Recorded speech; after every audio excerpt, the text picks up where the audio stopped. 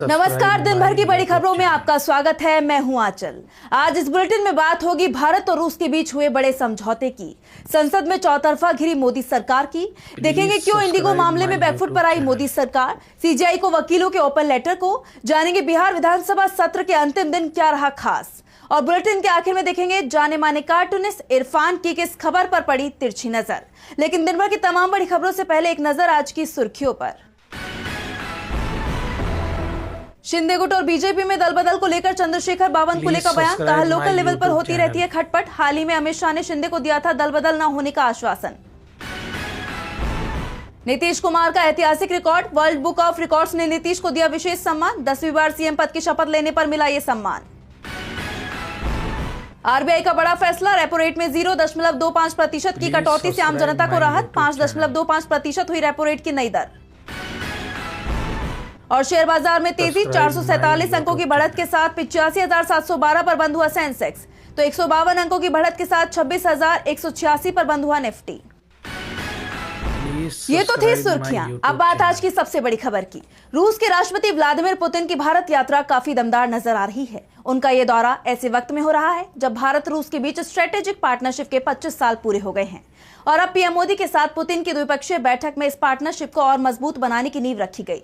दोनों देशों के बीच कई समझौते हुए, तो क्या कुछ खास रहा इस बैठक में, देखिए इस रिपोर्ट में। रूस के राष्ट्रपति व्लादिमीर पुतिन की 2 दिवसीय भारत यात्रा सफल मानी जा रही है। उनके इस दौरे से दोनों देशों के संबंधों को और बूस्ट मिला है। रूसी राष्ट्रपति सुबह ही राजघाट पहुंचे, जहां उन्होंने राष्ट्रपिता महात्मा गांधी को माल्यार्पण किया, जिसके बाद विजिटर्स बुक में उन्होंने लिखा, गांधी ने जिस नए और ज्यादा न्यायपूर्ण वर्ल्ड ऑर्डर का अंदाजा लगाया था वो आज बन रहा है। राजघाट से पुतिन सीधे हैदराबाद हाउस पहुंचे, जहां उनकी और पीएम मोदी की द्विपक्षीय बैठक हुई।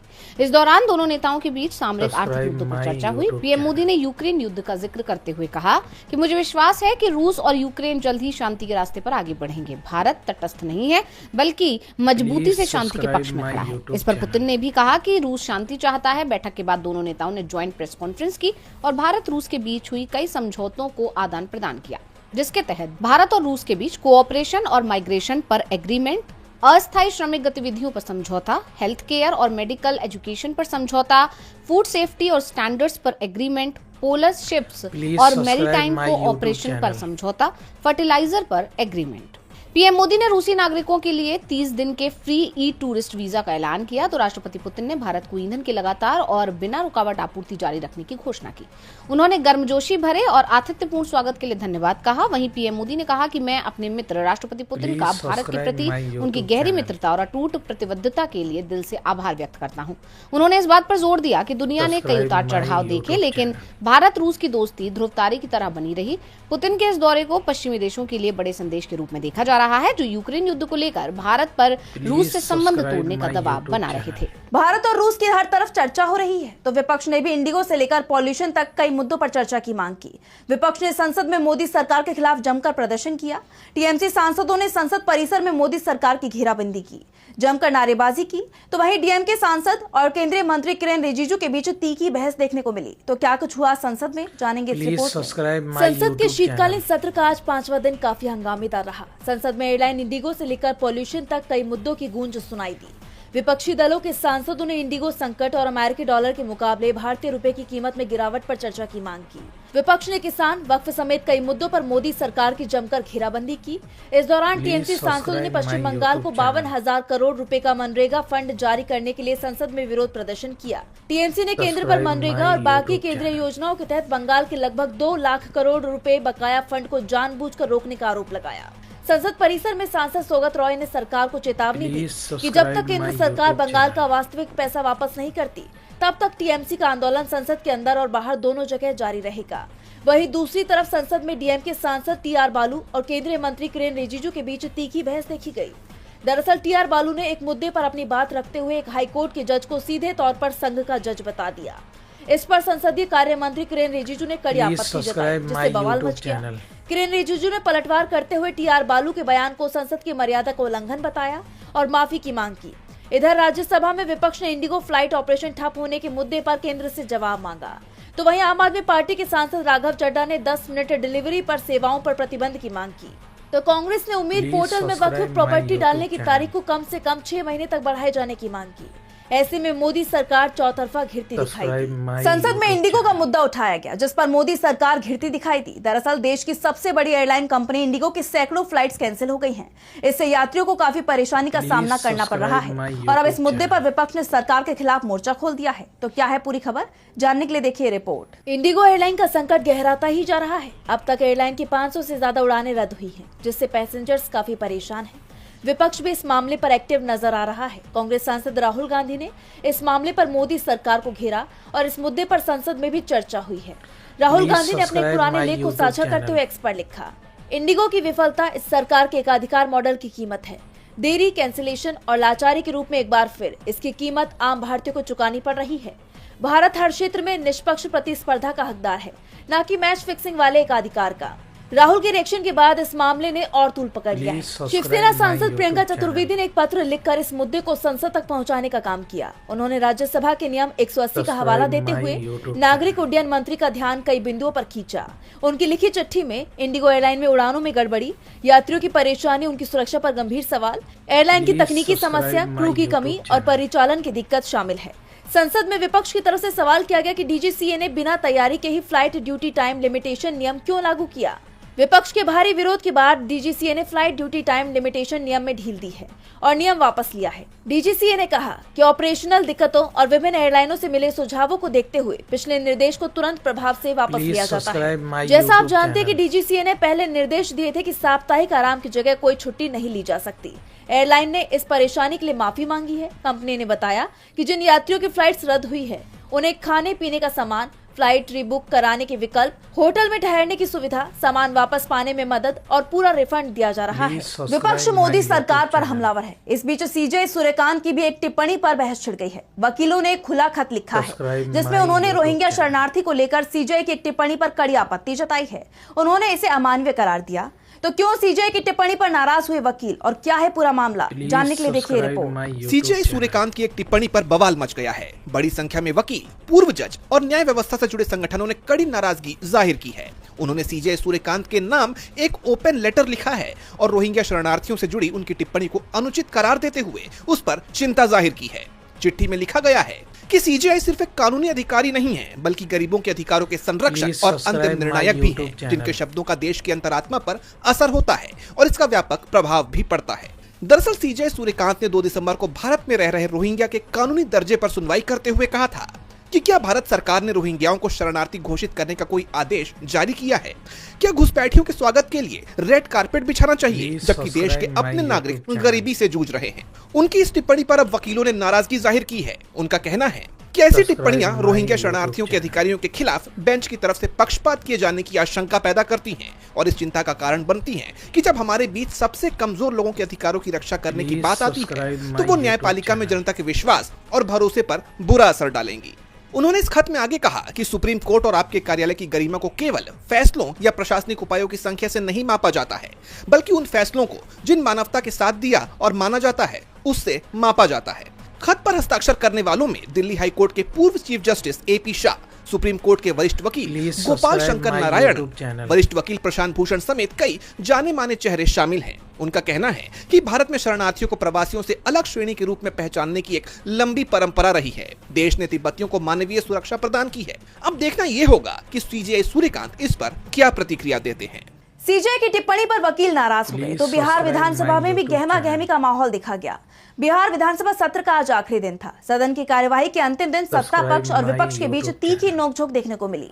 तो और क्या कुछ हुआ इस सत्र के आखिरी दिन, जानेंगे इस रिपोर्ट में। बिहार विधानसभा के स्पेशल सत्र के आखिरी दिन जेडीयू विधायक विजेंद्र यादव के एक बयान पर विधानसभा में विपक्षी सदस्यों ने जमकर शोर मचाया। दरअसल विजेंद्र यादव ने कहा कि नीतीश कुमार के ज्ञान, विज्ञान और ईमान ने बिहार का बजट 3 लाख करोड़ से ज्यादा बढ़ाया है। आज चारा घोटाला और बालू घोटाला नहीं होता है। नीतीश कुमार में ईमान का संकट नहीं है, इसलिए पैसे का प्रबंध भी होगा। पहले सिर्फ आलू, लालू और बालू की बात होती थी। उनके इस बयान पर विपक्ष के सदस्य भड़क गए और विरोध करना शुरू कर दिया, जिससे सदन का माहौल गर्मा गया। तो वहीं दूसरी तरफ राज्य के पूरक बजट को सर्वसम्मति से पास कर दिया गया। आप जानते हैं कि 5 दिनों के इस सत्र में कुल 5 बैठकें हुई। आखिरी दिन स्पीकर प्रेम कुमार ने सहयोग के लिए सभी सदस्यों को धन्यवाद दिया। नेता प्रतिपक्ष तेजस्वी यादव के सदन से गायब रहने का मुद्दा भी गर्म रहा। सत्र में विधायकों को शपथ दिलाई गई। प्रेम कुमार स्पीकर तो नरेंद्र नारायण यादव डिप्टी स्पीकर निर्वाचित किए गए। इस छोटे से सत्र में भी नेता प्रतिपक्ष तेजस्वी यादव अनुपस्थित रहे, जिससे सत्ता पक्ष ने मुद्दा बना लिया है। तो वहीं सदन में राज्यपाल का अभिभाषण हुआ और राज्य के पूरक बजट को सर्वसम्मति से पास कर दिया गया। अंतिम दिन कार्यवाही के दौरान पक्ष और विपक्ष के बीच हल्की नोकझोंक देखने को मिली, जिसके बाद 18वीं बिहार विधानसभा के शीतकालीन सत्र का समापन घोषित कर दिया गया। इसकी घोषणा करते हुए विधानसभा अध्यक्ष प्रेम कुमार ने सभी सदस्यों को आगामी नववर्ष 2026 की अग्रिम शुभकामनाएं दी। अब बिहार विधानसभा का अगला सत्र साल 2026 में आयोजित किया जाएगा, जिसमें नए एजेंडे, विधेयक और बजट सत्र से जुड़े महत्वपूर्ण मसलों पर चर्चा होने की संभावना है। बिहार विधानसभा सत्र के आखिरी दिन बवाल मच गया तो विवाद एसआईआर को लेकर भी छिड़ा हुआ है। एसआईआर को लेकर चुनाव आयोग की बड़ी लापरवाही सामने आई है, जिसने चुनाव आयोग पर कई सवाल खड़े कर दिए हैं। जहां एक तरफ चुनाव आयोग वोटर लिस्ट को अपडेट रखने की बात कर रहा है, तो वहीं 17 लाख ऐसे वोटर्स के नाम अभी भी लिस्ट में शामिल हैं, जिनका निधन हो चुका है। इस चौंकाने वाली जानकारी को लेकर अब कई सवाल खड़े हो गए हैं। इस बीच अखिलेश यादव ने भी बड़ी मांग कर दी है। तो क्या है पूरा मामला, जानेंगे इस रिपोर्ट में। देश के 12 राज्यों और केंद्र शासित प्रदेशों में एसआईआर की प्रक्रिया जारी है, लेकिन इस प्रक्रिया को लेकर चुनाव आयोग की कार्यप्रणाली पर गंभीर सवाल खड़े हो रहे हैं। हाल ही में गुजरात से सामने आई आंकड़ों ने चुनाव आयोग की बड़ी लापरवाही उजागर की है। गुजरात के मुख्य चुनावी अधिकारी की रिलीज के मुताबिक राज्य की मौजूदा वोटर लिस्ट में अभी भी 17 लाख से ज्यादा मृत वोटर्स के नाम शामिल हैं। इसके अलावा 6.14 लाख से ज्यादा वोटर्स गायब और 30 लाख से ज्यादा स्थायी रूप से स्थानांतरित वोटरों को लिस्ट से हटाया ही नहीं गया है। साथ ही 3.25 लाख से ज्यादा रिपीटेड वोटर्स भी मिले हैं। ये आंकड़े चौंकाने वाले हैं, क्योंकि चुनाव आयोग ने खुद ये आंकड़े जारी किए हैं। जहां एक तरफ चुनाव आयोग वोटर लिस्ट को अपडेट रखने का दावा करता रहा है, तो वहीं 17 लाख मृत वोटर्स का नाम लिस्ट में रहना कई सवाल खड़े करता है। पूछा जा रहा है कि ये चुनाव आयोग की लापरवाही है या फिर किसी के इशारे पर किया गया काम। वहीं एसआईआर विवाद दूसरे राज्यों में भी जारी है। समाजवादी पार्टी के प्रमुख अखिलेश यादव ने यूपी में चल रहे एसआईआर प्रक्रिया को लेकर चुनाव आयोग से बड़ी मांगे कर दी हैं। उन्होंने सोशल मीडिया प्लेटफॉर्म एक्स पर लिखा, एसआईआर पर सीधी मांग, उत्तर प्रदेश में कितने % एसआईआर हुआ है, इसका आंकड़ा आज प्रकाशित किया जाए। बीएलओ पर जानलेवा दबाव हटाकर अतिरिक्त अधिकृत लोगों को समयावधि के अनुरूप इस काम पर लगाया जाए। सुनिश्चित किया जाए कि सत्ताधारियों के दल और उनके संगी साथी पिछले दरवाजे से इस काम में अब नहीं है और न आगे कभी होंगे। इस बात की पक्की जांच पड़ताल हो कि हर विधानसभा में पीडीए समाज के कितने लोगों को वोटर लिस्ट से हटाने की साजिश की जा रही है। हर हाल में इसे होने से रोका जाए। जैसा कि आप जानते हैं कि अखिलेश यादव की ये मांग बीएलओ पर काम के बढ़ते दबाव और विपक्ष की तरफ से समय सीमा बढ़ाने की मांग के बीच आई है। इन गंभीर सवालों और राजनीतिक दबाव के चलते अब देखना होगा कि चुनाव आयोग कितनी तत्परता से अपनी ये गलती सुधारता है, क्योंकि अगर ऐसा नहीं हुआ तो फिर उसकी मुसीबतें बढ़नी तय मानी जा रही है। चुनाव आयोग की मुश्किलें बढ़नी तय मानी जा रही है, तो मुसीबत में मोदी सरकार भी दिखाई दे रही है। किसानों ने सरकार के खिलाफ बड़ा मोर्चा खोल दिया है और पंजाब में रेलवे ट्रैक जाम कर दिए, जिससे कई जिलों में ट्रेनों की आवाजाही पर असर पड़ा। इतना ही नहीं, किसानों ने जमकर नारेबाजी भी की और सरकार पर जमकर निशाना साधा। तो क्या है पूरी खबर, जानने के लिए देखिए रिपोर्ट। पंजाब में किसानों ने अपनी मांगों को लेकर कई जगह रेलवे ट्रैक जाम कर दिया, जिससे राज्य और केंद्र सरकार पर काले बादल मंडराने लगे। किसानों की तरफ से फिरोजपुर, जालंधर, अमृतसर समेत कई जगह ट्रैक पर धरना दिया गया। इस दौरान फिरोजपुर में ट्रैक पर बैठे किसानों की पुलिस से झड़प भी हो गई। जालंधर में पुलिस ने जहां कई किसानों को डिटेन किया, तो वहीं लुधियाना में भारी पुलिस बल की तैनाती के कारण ट्रैक बाधित नहीं हो पाया। दूसरी तरफ किसानों ने अमृतसर के देवीदासपुरी में रेलवे ट्रैक जाम कर दिया और सैकड़ों की संख्या में धरना देने पहुंचे, जिसके कारण कई ट्रेनें भी कैंसिल की गई।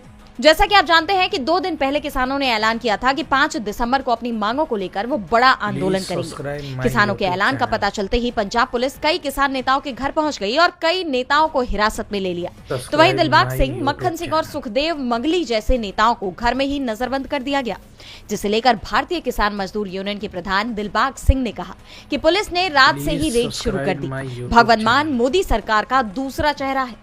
आपको याद होगा कि किसान मजदूर मोर्चा के संयोजक सरवण पंधेर ने हाल ही में कहा था कि एमएसपी की गारंटी के कानून समेत किसानों की कई मांगों पर केंद्र और पंजाब सरकार की तरफ से फैसला नहीं लिया गया है। इसकी वजह से किसानों को प्रदर्शन के लिए मजबूर होना पड़ रहा है। किसानों की तरफ से केंद्र से एमएसपी की गारंटी कानून की मांग की जा रही है। इसके अलावा बिजली सुधार बिल 2025 भी रद्द नहीं किया गया। हमारी मांग है कि प्रीपेड मीटर हटाकर पुराने मीटर लगाए जाएं। पंजाब की आप सरकार के सार्वजनिक संपत्तियों को जबरन बेचने, किसानों मजदूरों के अधिकारों की अनदेखी और अन्य समस्याओं को लेकर ये प्रदर्शन किया जा रहा है।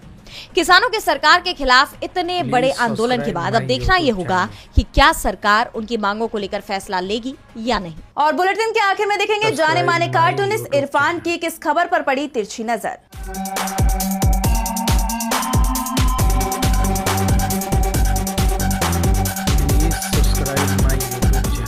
बिहार विधानसभा चुनाव के नतीजे चाहे जितने विवादास्पद रहे हों, लेकिन लंदन के वर्ल्ड बुक ऑफ रिकॉर्ड्स ने तो नीतीश कुमार जी को उनके 10वीं बार मुख्यमंत्री बनने पर लगातार बधाई दी है। जबकि बधाई देनी चाहिए my YouTube channel ring master मुख्य चुनाव आयुक्त को, जिनके इशारे पर ये 10 नंबरी चुनाव लोगों की नजर में 1 नंबरी।